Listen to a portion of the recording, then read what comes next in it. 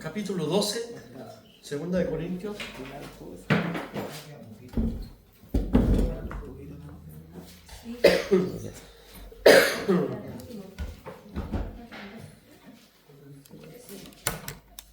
Sí.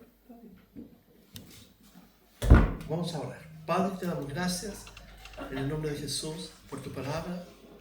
Te pedimos esta mañana que tú, Señor, nos guíes y nos enseñes y nos des la fuerza y el poder para, Señor, obedecerla. En el nombre de Jesús te damos gracias.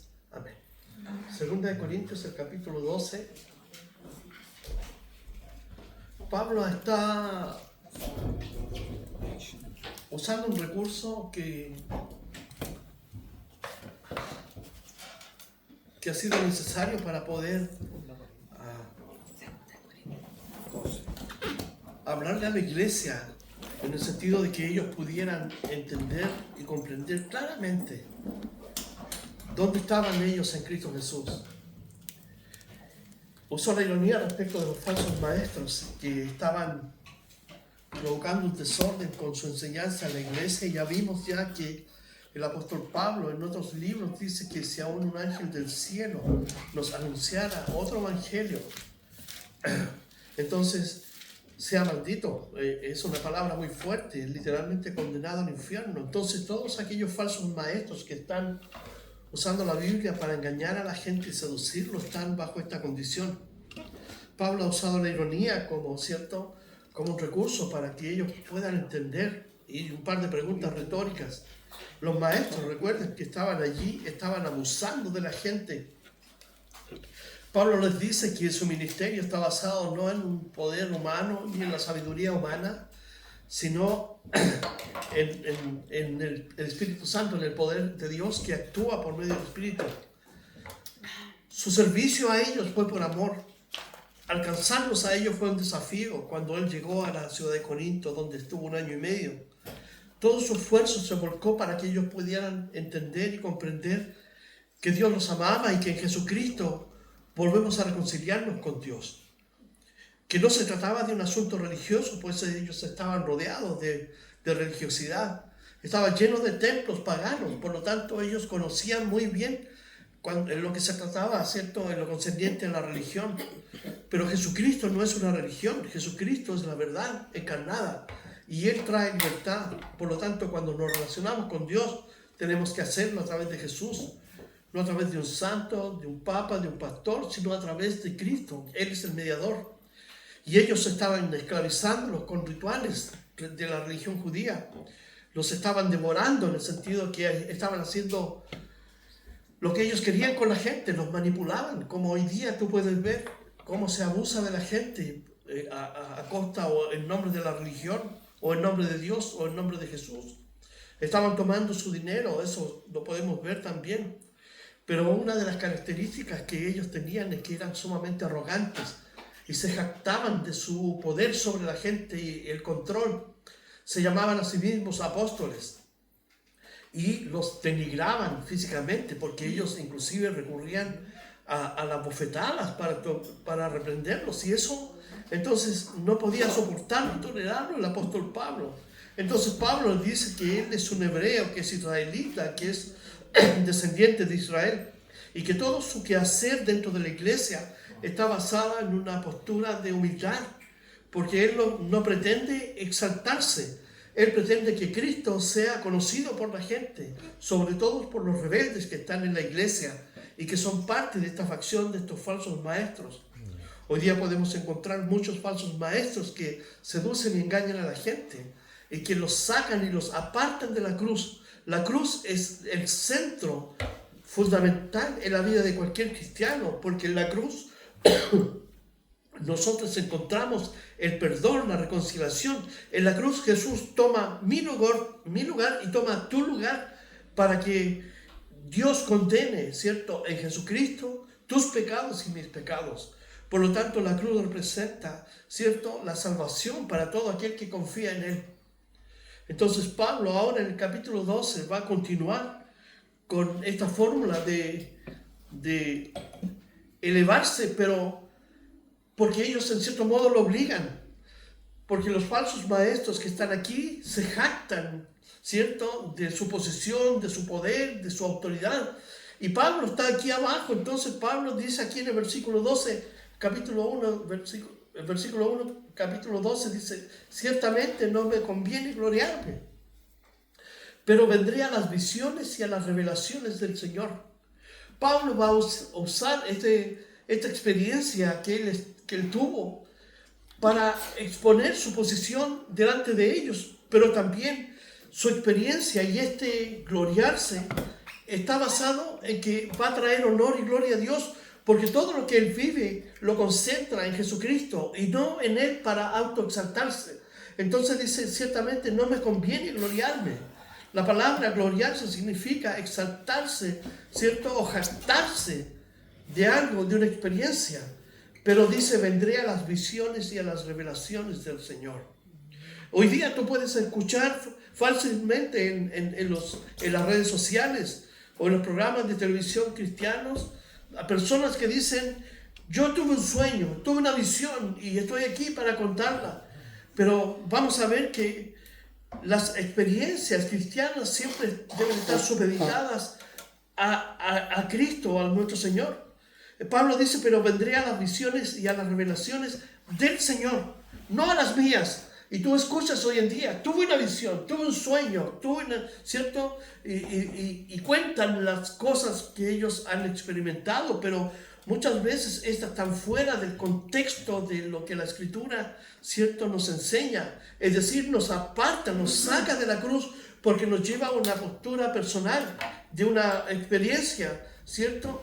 Y muchas veces tratan que esta experiencia las tengan todas las personas. Son estas catarsis colectivas que se dan en ciertos grupos.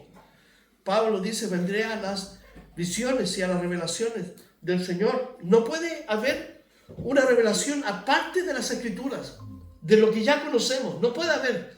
Todo tiene que estar ceñido, centrado en las Escrituras. Cuando alguien tiene una experiencia fuera de las Escrituras, entonces uno tiene que cuestionar lo que está viviendo y lo que está contando. ¿Cuántas veces hemos escuchado: yo fui al cielo y fui al infierno? Y qué lástima, porque eso no tiene ningún sentido, no tiene ninguna influencia, digamos, de poder en nuestra vida que pueda transformar nuestras vidas. Pablo lo está llevando al Señor. Ellos lo llevan a sí mismos, como estos hombres. Entonces, podemos ver en Génesis 15 que Abraham tuvo una visión. En Isaías 6 tuvo una visión, dice: en el año que murió el rey Usías, vi yo al Señor sentado sobre su trono. Tuvo una experiencia profunda con Dios que cambió su vida. Vio al Señor sentado en su trono y vio a los santos querubines que estaban ahí, o serafines, que cantaban: santo, santo. Él tuvo una visión espectacular que fue, en cierto modo, el inicio de su llamado para trabajar como profeta al pueblo de Israel. Entonces, su experiencia, su visión, lo condujo al Señor. Estas visiones y sueños que tienen muchos hombres los conducen al hombre, los sacan de Dios. Entonces, Pedro tuvo una visión también un día que estaba orando. En Hechos 11, ¿cierto? Porque Pedro, como judío, no podía reunirse con los gentiles. Era imposible en judío juntarse con los gentiles. El concepto de gentil era similar a un animal sin alma. Ese era el concepto de los judíos, porque los judíos, después que volvieron a la tierra, después del exilio, se convirtieron en una nación sumamente xenófoba. Es decir, hicieron también a un Dios xenófobo. O sea, solamente podían conocerle sino a través de ellos. O sea, si Israel no existe Dios, no existe la Biblia. Ese era el concepto. Y Pedro, como judío, estaba influenciado por esta visión, ¿cierto?, xenófoba, que limitaba su posible relación con los gentiles. Recuerden que en Israel en aquel tiempo estaban los samaritanos, estaban los celotes y todo. Y como los samaritanos eran medio judíos, mitad gentil, ellos ni siquiera se podían juntar. Entonces Pedro tuvo una visión. Dios le descolgó en esta visión, en este sueño, un lienzo con toda clase de animales que en Levítico, ¿cierto?, había sancionado como los animales limpios y aptos para comer y para sacrificar. y los animales inmundos y no aptos, ni siquiera para sacrificio, ni siquiera para comer. Dios les muestra todos los animales revueltos y le dice, come. Y le dice, yo no puedo comer animales allí que son inmundos porque son inmundos.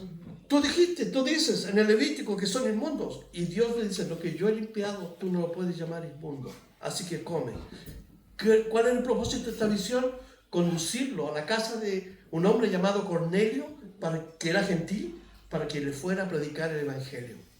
¿Se dan cuenta? En este tiempo, las visiones y todas estas revelaciones tienen que ver con Dios, tienen que ver con la transformación de la vida de alguien. Pero hoy día, yo he escuchado montones, yo fui al infierno y cuando lo comentan, no sé si han tenido la oportunidad de verlos, cambian la voz, cambian la postura, es como te incitan a un emocionalismo y como vamos a ver, las revelaciones que Dios nos da, en este caso, contexto del apóstol Pablo, tienen un propósito definido. Entonces dice las revelaciones, la palabra revelación es la palabra apocalipto, de ahí viene nuestra palabra apocalipsis, que significa revelación. Y la revelación siempre tiene que ver con algo que Dios llama la atención. Dios nos va a revelar en el apocalipsis. ¿Por qué? Porque nos quiere llamar la atención respecto de las cosas que van a suceder en los últimos tiempos. Y Dios nos enseña ahí todo lo que va a suceder. En el versículo 2 dice, Pablo va a usar entonces, aplicando esta forma de gloriarse en Cristo, ¿cierto?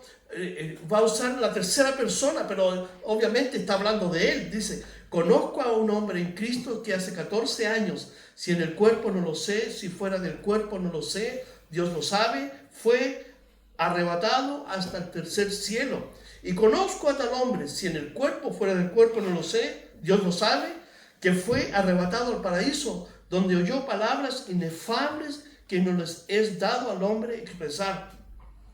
Entonces Pablo está hablando de sí mismo en tercera persona, ¿cierto? Pero es él. ¿Por qué? Porque hace 14 años él estaba en la ciudad de Listra. ¿Se recuerdan?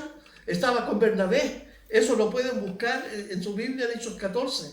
Fue con Bernabé, un asistente, un hombre que Dios llamó al evangelio también.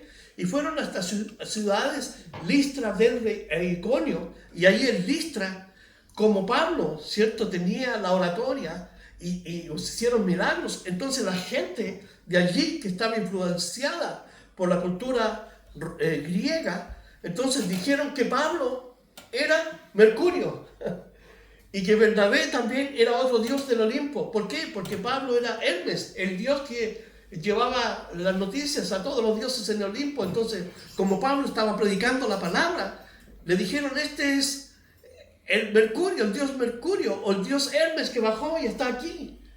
¿Y qué dijo Pablo? Dijo, yo no soy Dios, ¿de dónde vamos a sacar eso? Y Bernabé tampoco, nosotros les estamos anunciando el evangelio de Jesucristo. ¿Y qué hicieron? Tomaron a Pablo, lo sacaron fuera de la ciudad. ¿Y qué hicieron? Lo apedrearon. Y fue tan extremo, ¿cierto? Tan extrema la lapidación que toda la gente pensó que estaba muerto y lo agarraron de la mano y lo arrastraron y lo tiraron como un perro muerto. Entonces cuando Pablo dice, conozco un hombre hace 14 años, probablemente la mayoría de los estudiantes de la Biblia piensan que en ese momento Pablo, ahí, cuando la gente lo creía muerto, tuvo esta gran revelación, este apocalipsis, revelar. El concepto es yo hago una estatua y pongo un paño, lo cubro, ustedes no lo conocen, entonces lo saco y lo revelo, ahora ustedes lo conocen.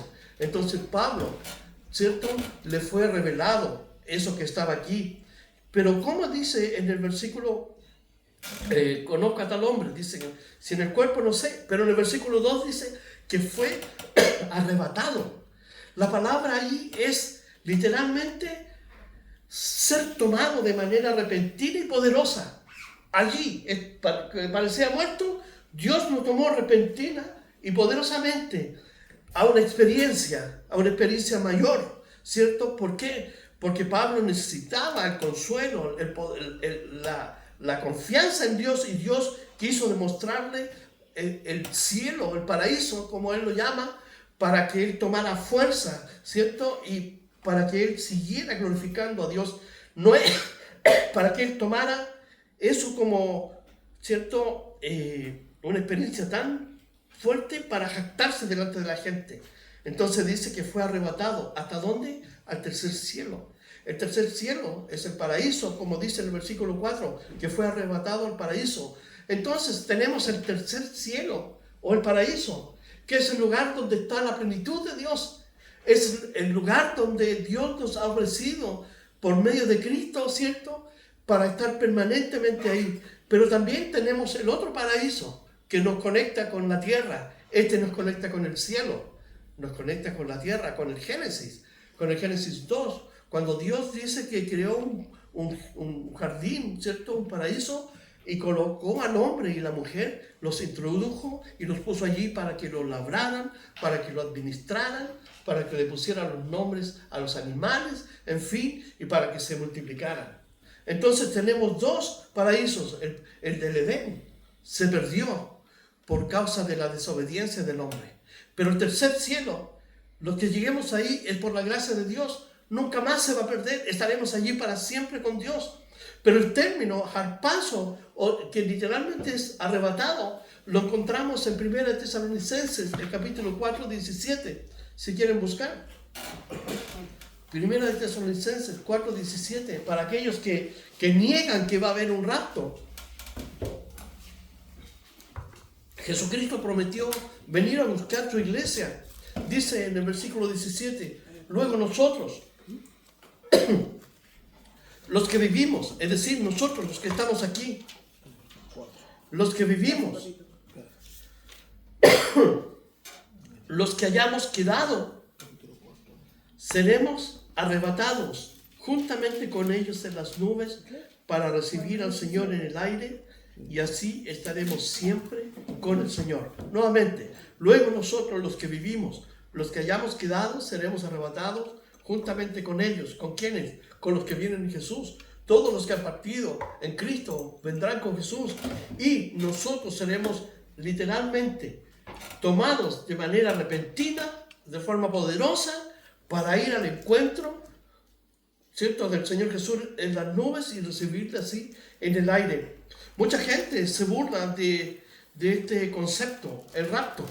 Dicen que no existe. Tengo un pastor conocido que lo estimo bastante, pero él siempre quiere discutir conmigo que el rapto no existe. Pero los cristianos del primer siglo tenían la esperanza, los padres de la iglesia, como Ireneo, Papías y otros más, ¿cierto?, tenían la esperanza de ser arrebatados en un momento. Pero Dios, ¿cierto?, dispuso que fuera esta generación, nosotros, un día de esto, en tu casa, o estar en tu cocina, o almorzando, o sentado mirando un programa de televisión, o tal vez esté en tu oficina, en trabajo, o esté caminando en la calle. Un día vamos a ser sacados de aquí. La Biblia así lo dice. Jesús dijo, vendré y os tomaré a mí mismo. Está en Juan 14, para que donde yo esté, ustedes también estén. Así que Pablo fue arrebatado al cielo. Dice, ¿y qué vio? El versículo 4, al paraíso, donde oyó palabras inefables. Es decir, no hay capacidad en el hablar del ser humano que pueda expresar lo que él vio allí. Porque Pablo se conectó con la eternidad como un hombre que estaba teniendo esa experiencia, un hombre que tenía que experimentar la muerte, pero se encuentra con esta dimensión, con este paraíso, el tercer cielo, donde está Dios, donde están los ángeles, donde están estas maravillas, palabras inefables. Entonces, ¿qué hace Pablo? Dice en el versículo 4, palabras inefables que no le es dado al hombre expresar. Entonces, Pablo puso límite humildemente a la posibilidad de poder expresar lo que él vio. Pero cuando tú miras a estos maestros de hoy en día, ellos hablan de un cielo, ¿cierto? Estuve aquí y vi nubes y vi cosas, pero ¿sabes? Es pura arrogancia. porque jamás, nunca Dios los ha llevado al cielo. Solamente habrán comido legumbres en la noche y le llenó su panza y se inflaron y tuvieron una pesadilla y se lo atribuyen a Dios. Como que Dios les ha dado un sueño, una visión, un paraíso. Miren, el concepto de paraíso es maravilloso, pero Dios no le dio la posibilidad al apóstol Pablo para que lo expresara. En el Apocalipsis encontramos un lugar donde vamos a estar en la eternidad. Por lo tanto, esta experiencia a la cual Pablo está recurriendo es para expresar que en su relación con Dios, ¿cierto? En el acto de exaltar a Cristo, él se refugia en él y en Cristo él tuvo esa experiencia. Pero Dios no le permite hablar ni compartir, porque allí hay cosas que el ser humano no puede concebir, no hay palabras para expresar lo que él vio. Hay un libro interesante que está en el canon de Etiopía, que es el libro famoso llamado, un libro apócrifo llamado el libro de Enoch. No sé si... Interesante que es un libro que se da como en el segundo siglo antes de Cristo. Y Enoch fue uno de los patriarcas, y tú lo encuentras en el Génesis 5. Dice que Enoch caminó con Dios y Dios se lo llevó. Judas cita a Enoch, Pedro cita a Enoch, pero interesante que no está en el canon, no está en los libros de la Biblia, el canon, el conjunto de libros divinamente inspirados. Pero ¿quién ha tenido la oportunidad de leerlo como una fuente nada más de referencia? ¿Cierto? Enoch expresa cosas increíbles del cielo. De verdad de cosas que están ahí. Pero Pablo dice, a mí no me fue expresado, ¿cierto? No fue permitido expresar algo de lo que está sucediendo allí. Dios entonces me dijo que no, y ese es mi límite. Cuando Dios le dice que no, entonces no. Y hoy en día nos encontramos con esta provocación de estos falsos maestros, ¿cierto? Haciendo alarde de que han estado en el infierno y que vieron allí cantantes y cosas allí. No es necesario nosotros tener una visión de este tipo para saber que las personas que no tienen a Cristo van ahí. O saber que las personas que tienen a Cristo van al cielo. Eso lo sabemos, porque la palabra lo enseña así. No necesito tener una revelación o una visión. La palabra de Dios nos enseña. No necesito, por ejemplo, que alguien venga y me dice o me diga, Dios está aquí. ¿Por qué? Porque Jesucristo dijo a sus discípulos, y también donde hay 2 o 3 congregados en mi nombre, yo estoy por medio de mi Espíritu presente en medio de ustedes. ¿Se dan cuenta? Entonces mucha gente recibe esta enseñanza como venía del monte Sinaí, algo pero extremadamente espiritual, pero en realidad si lo depuramos no tiene ningún asidero. ¿Por qué? Porque la Biblia enseña cosas tan básicas, tan simples, tan sencillas, que cualquier estudiante de la Biblia se puede dar cuenta que esa es una falacia, es un engaño. Porque con esto ellos engañan y seducen a la gente, ¿cierto? Tuve un sueño. Aquí llegó una persona, tuvo un sueño. Le dijimos, ¿sabe qué? En nuestra iglesia nosotros estudiamos la Biblia. Si quiere tener sueños, vaya a otro lugar donde lo acepten. Aquí estudiamos la palabra de Dios, que es el canon, que es la regla, ¿cierto? Como una caña de medir, que la ponemos sobre nuestra vida para aplicarla y obedecerla. Entonces Pablo fue allí. Dios le dijo, no hablarás estas cosas. Y el versículo 5 y 6 dice, de tal hombre me gloriaré. De ese hombre, está hablando de sí mismo. Pero de mí mismo en nada me gloriaré, sino en mis debilidades. ¿Y cuál fue la debilidad del apóstol Pablo? Eso, no exaltarse. No tomar dinero de la gente en la iglesia. Ser un hombre sencillo. Tal vez opaco en la palabra, pero duro en la carta, como lo criticaban. Entonces, mantuvo su identidad en Cristo. Él se refugió en Cristo. En Gálatas 2:20 dice, ya no vivo yo, Cristo vive en mí. Y lo que vivo ahora, lo vivo en la fe de aquel que me amó y se entregó por mí. Por lo tanto, el perfil de Pablo está supeditado a Cristo. Él se refugia en Cristo. Entonces, por eso dice, de tal hombre me gloriaré. ¿De cuál? De ese que tuvo esa tremenda experiencia, pero no es capaz, ni le dieron la posibilidad de que pueda expresar lo que allí vio. Me glorío de ese hombre, y me glorío también en mis debilidades. 6. Sin embargo, si quisiera gloriarme, no sería insensato, no sería loco. ¿Por qué? Porque estaría en su lugar que le corresponde. Pero él ni siquiera lo va a hacer, dice, porque diría la verdad. Es decir, soy apóstol, soy hebreo, soy Israel, pertenezco a la nación de Israel, soy descendiente de Abraham, soy, ¿cierto?, circuncidado al octavo día, de la tribu de Benjamín. Es decir, soy celoso en cuanto a la ley, riguroso, pero él no se refugia en eso. Él se refugia en que es un siervo de Dios, un pastor, un hombre que ama a la gente, y en virtud de eso, entonces él dice que diría la verdad si expusiera todo esto, pero lo dejo para que nadie piense de mí más de lo que ve en mí u oye de mí. ¿Qué tiene que decir la gente? Él es un pastor, es un hombre de Dios. Veo a Cristo en él. Eso es lo que él quería. El versículo 7 y 8. Vamos a ver que Pablo va a sufrir una experiencia que lo va a marcar desde que tuvo ese momento de experiencia de revelación hasta el día en que fue llevado al cielo por el Señor. Tuvo una experiencia, dice el versículo 7, y para que la grandeza de las revelaciones, ¿cierto?, de todo lo que vio, no me exaltase desmedidamente, me fue dado un aguijón en mi carne, un mensajero de Satanás que me abofetee para que no me enaltezca en sobremanera. Si bien es cierto, tuvo esta experiencia maravillosa, pero Dios abrió una puerta para que él se mantuviera dentro de un ámbito de la humildad, ¿cierto?, y de debilidad. ¿Y por qué Dios hace esas cosas? Vamos a ver. Primero, en virtud de esa gran visión, le fue dado un aguijón, un mensajero de Satanás. Y aquí podemos ver la soberanía de Dios, que aunque está el mundo de los demonios y el diablo, Dios muchas veces los usa con un propósito. Y Él le pone límite a ese propósito, como en el caso de Job, ¿cierto? Quien ha leído el libro de Job puede leerlo y va a ver allí a lo que me estoy refiriendo. Pero ¿qué pasa? Dice aquí, tal vez muchos especulan que fue una enfermedad.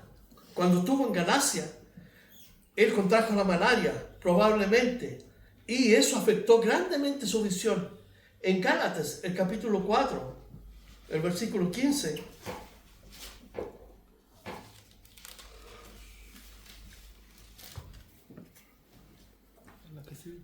Gálatas, capítulo 4, versículo 15,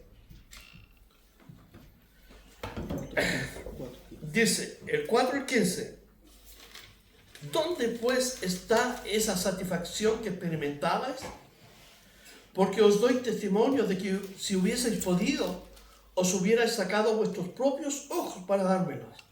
Entonces, lo más probable es que Pablo haya tenido una enfermedad que provocó, ¿cierto?, que sus ojos fueran afectados de manera profunda. El versículo 6, capítulo 6 y versículo 11, dice el 6:11, mirad con cuán grandes letras os escribo de mi propia mano. Entonces, probablemente haya sido un problema en los ojos, un problema en sus oídos, una jaqueca, cualquier cosa. Pero el asunto es que la naturaleza de la espina que Pablo está citando aquí, volviendo a 2 Corintios 7, dice que le fue dado un aguijón, ¿cierto? Es como una espina. La naturaleza de ese aguijón, de esa espina, fue ocultada. No sabemos de qué se trata. ¿Cuál es el sentido? El sentido es que para aquellos que sufren, están pasando dificultades, ¿cierto? Porque por eso fue escondida, para que los que sufren, están enfermos, están siendo probados, ¿cierto?, puedan tomar el ejemplo del apóstol Pablo y vivir y descansar en las promesas que Dios nos ha dado. Los sufrimientos de Jesús, ¿cierto?, son el ejemplo para que nosotros podamos tener confianza. Jesús dijo, tomad mi yugo porque mi carga es ligera. Por lo tanto, no sabemos de qué se trata. Si alguien dice esto, no, fue ocultado. Pero lo que podemos ver en este versículo es que Dios precisamente no dejó ver de qué se trataba para que todos aquellos que sufren de una u otra manera puedan descansar. ¿Y cuál es el propósito del aguijón en la vida de Pablo? Para que él nos exaltara a sí mismo en grande manera. El versículo 8. Respecto a lo cual he orado tres veces he rogado al Señor que lo quite de mí. Que lo quite de mí. Una de las cosas que hacemos muy fácilmente nosotros los cristianos cuando estamos siendo probados, ¿cierto? Por Dios. Estamos en un momento donde sabemos que estamos siendo probados por Dios. Dios dice que con la prueba siempre hay una puerta para que podamos salir. Pero la conducta habitual de un cristiano es pedirte, Señor, sácame esto. Señor, quítame esto. Señor, no quiero tener esto. Y en este caso la respuesta puede ser sí, no y espera. En el caso del apóstol Pablo fue no. El versículo 9 dicho, le oré 3 veces y el versículo 9 me ha dicho, bástate de mi gracia, porque mi poder se perfecciona en la debilidad. No te quitaré la espina, ese aguijón, pero te daré algo mejor. Te daré mi gracia para que lo puedas soportar. No te voy a quitar la enfermedad quizás o el problema que estás viviendo ahora, pero te voy a dar mi gracia para que puedas soportar el momento de la prueba, de la enfermedad. No te doy lo que me pides, pero te doy lo que necesitas. ¿Y qué necesitamos? La gracia de Dios. Muchas veces cuando nos enfrentamos a estos problemas en la vida como hijos de Dios, ¿cierto?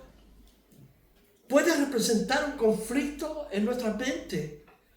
El tratar de juntar esto, de que si por un lado tenemos a un Dios tan bueno, tan amoroso, ¿por qué entonces yo estoy viviendo o pasando tal o cual dificultad?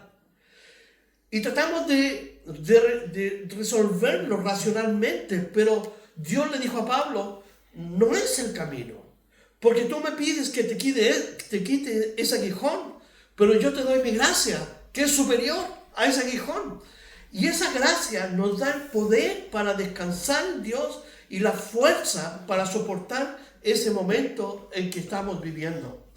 Entonces, racionalmente, tenemos que descansar en aquello que conocemos de Dios, porque cuando estudiamos el Antiguo Testamento, vemos hombres que fueron probados grandemente.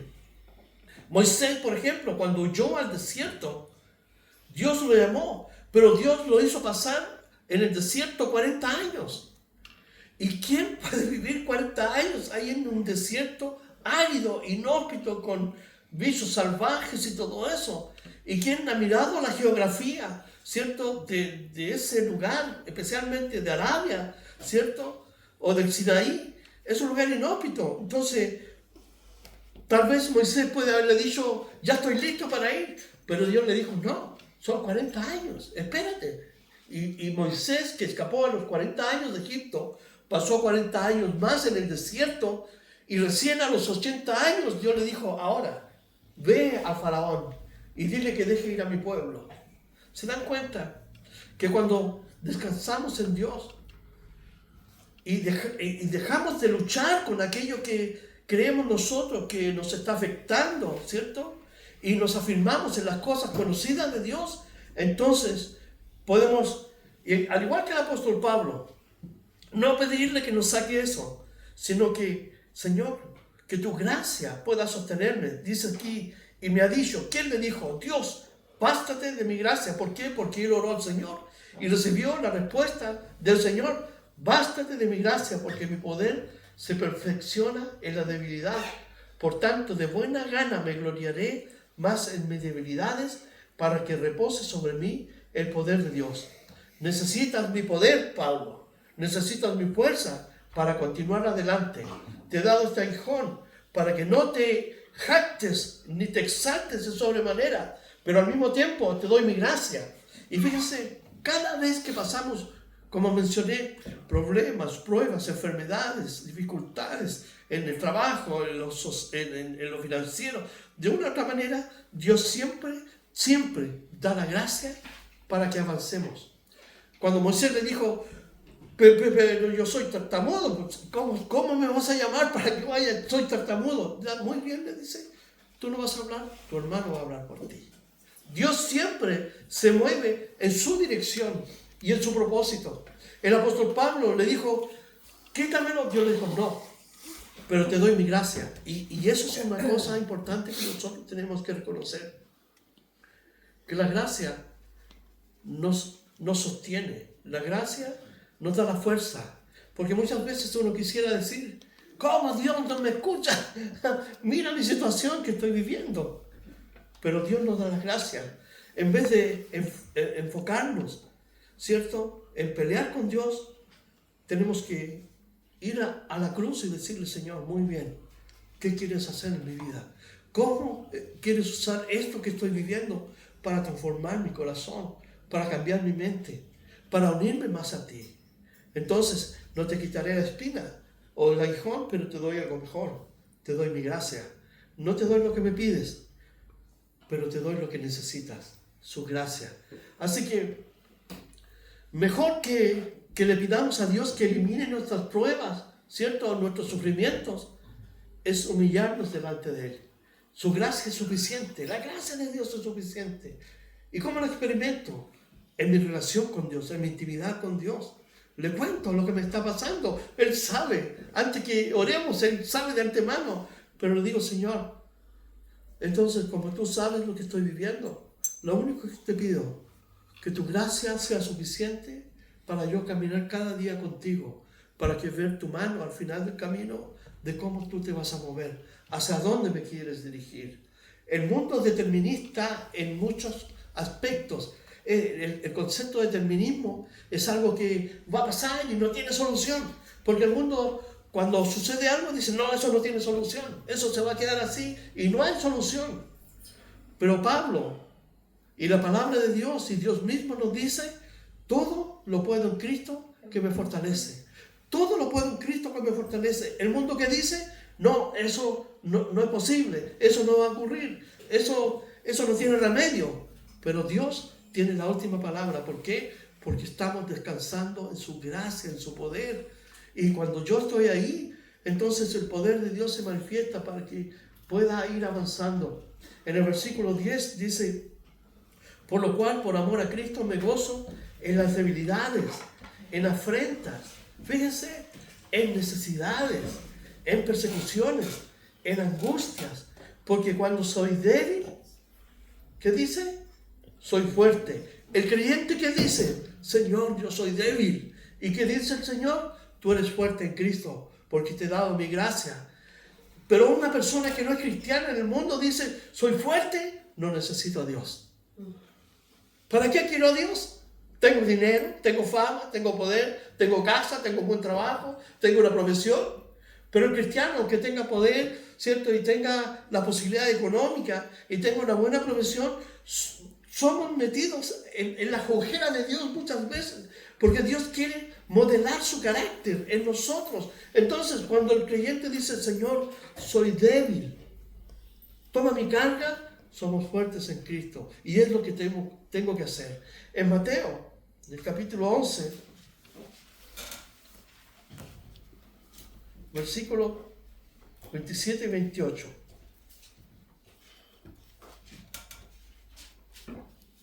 Mateo, capítulo 11, 28 y 29.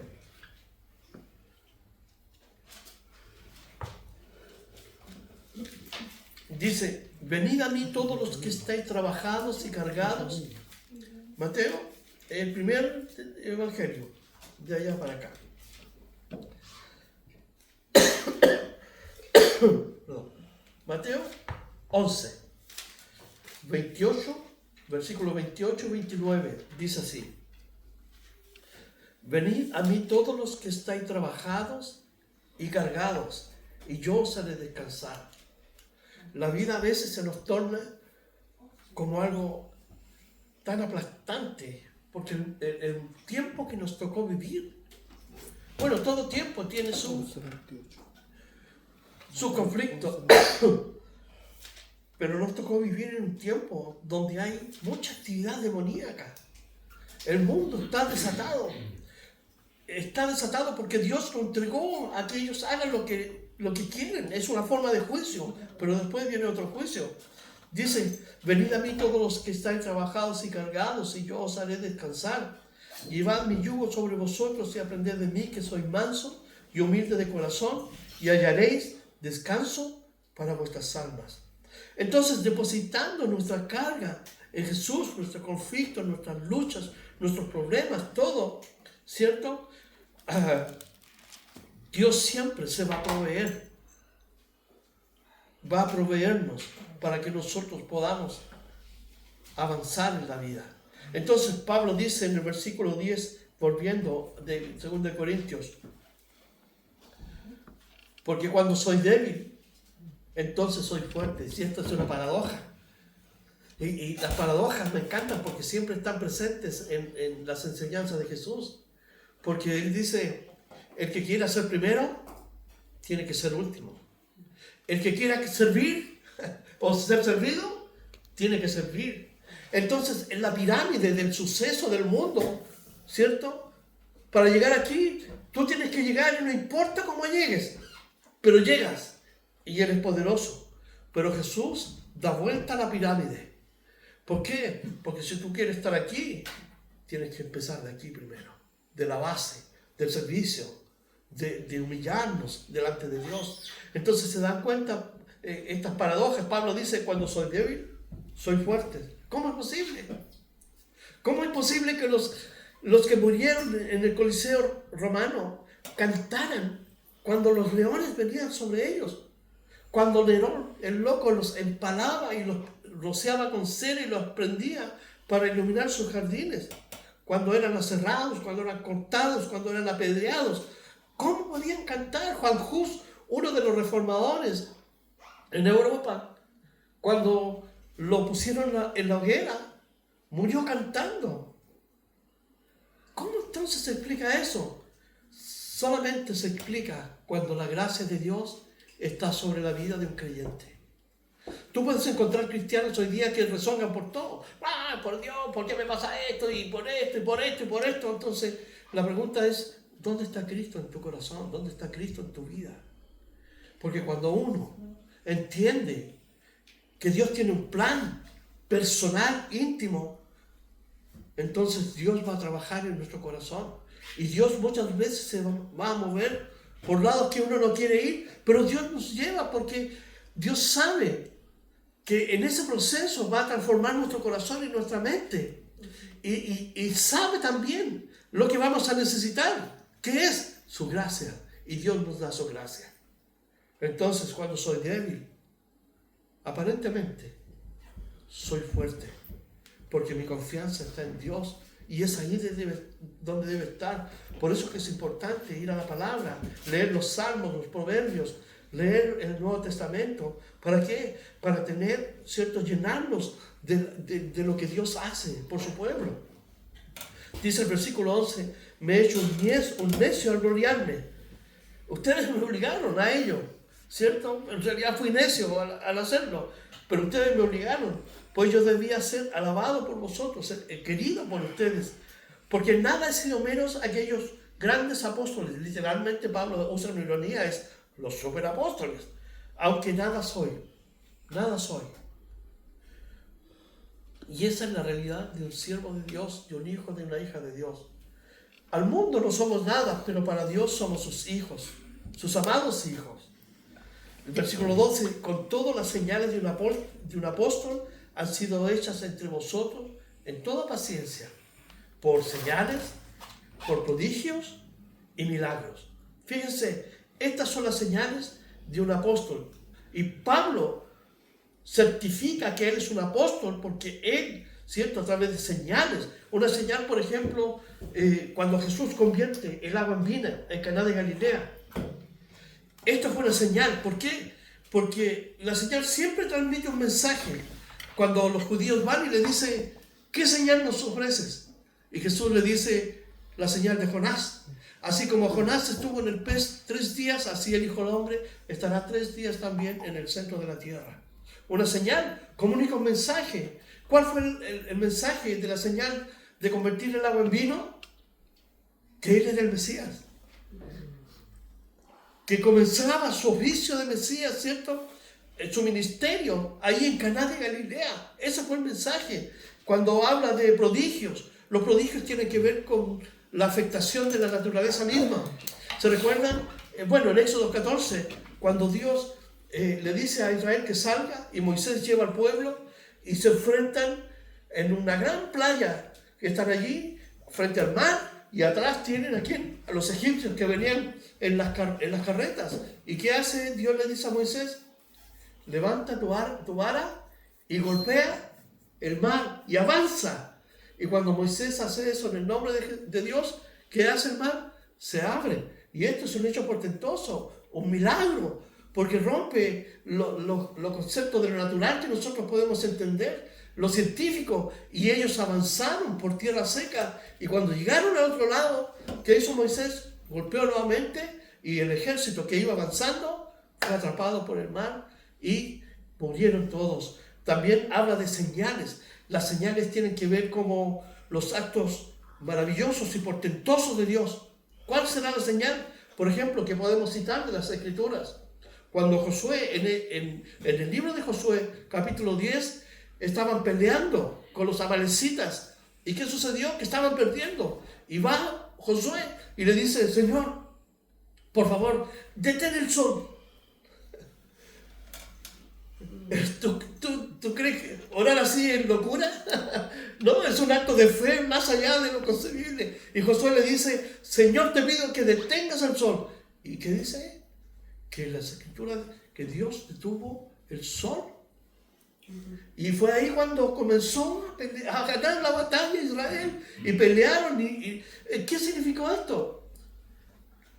Significa que el movimiento natural del sol de traslación, y Dios lo paró en seco, y la luna también, y todo el sistema que nosotros conocemos, Dios lo detuvo. ¿Por qué? Porque aquí abajo, en este minúsculo planeta, Dios estaba peleando una batalla. Zacarías 12:14 nos dice que Dios estaba peleando por Israel. Entonces Dios acude a su poder para detener el sistema solar. ¿Te das cuenta lo que Dios hizo? Jesús dijo: ¿cuánto más hará por vosotros, hombres de poca fe? ¡Wow! Pero viene una señal. En Hechos 2, en Joel y en Apocalipsis, dice que el sol, tal como lo vemos nosotros hoy, se va a oscurecer. Y por ende, la luna se va a tornar. Dice que los elementos ardiéndose, el apóstol Pedro, dice: los elementos del universo ardiendo caerán sobre la tierra y el cielo se va a enrollar como un pergamino. Esas son señales que Dios va a dar. ¿Por qué? Porque en esas cosas que Dios va a hacer, va a estar juzgando a esta humanidad que le ha dado la espalda. Y Dios está justificado en hacerlo. Y Dios dijo que lo iba a hacer. Y Dios ha dado más de 2000 años una oportunidad para que el hombre se arrepienta, pero el hombre no ha querido. Y Pablo dice: yo me presento a ustedes con la autoridad de un hombre que ha sido llamado por Dios como un apóstol. ¿Y cuáles eran los atributos de un apóstol? Señales, milagros, prodigios. ¿Cuáles eran las señales del Mesías? Cambiar los elementos. Nicodemos de noche le dice: Señor, sabemos que Dios está contigo, porque nadie puede hacer estas cosas que tú haces si Dios no está contigo. Entonces, vamos a parar aquí. Entonces, cuando comparamos el aguijón de Pablo, ¿cierto? Cuando él ora, dice: Dios, quítame esto, quítame esto, quítame esto. Dios le dice: te doy mi gracia, te doy mi gracia. Entonces nosotros, como hijos de Dios, tenemos que aprender a conocer a nuestro Dios. Debemos aprender a descansar en su gracia. El Antiguo Testamento dice que no es por fuerza, ni por espada. estos corren en caballos, esto aquí, pero nosotros que esperamos en nuestro Dios, recibimos su gracia. ¿Para qué? Para avanzar cada día. Si estoy en una condición material, cierto, que afecta mi vida, Dios me va a dar la gracia y va a proveer, cierto, me va a dar la fuerza, la sabiduría y la energía para yo avanzar, para hacer ir a trabajar. En fin, Dios se va a mover, es su gracia. Si estoy enfermo, Dios me da la gracia para soportarlo. Si estoy siendo probado por Dios, Dios abre la puerta. Pero también hay una cosa importante que nosotros tenemos que establecer. Como hijos de Dios, como seres humanos creados por Dios a su imagen y semejanza, nosotros estamos en una relación con Dios. Y eso significa que yo me debo a Él en obediencia. No como que hago algo para recibir algo, porque Dios lo dio todo en la cruz. Dios lo dio todo. Sino que por amor yo me someto a Él y dependo de Él.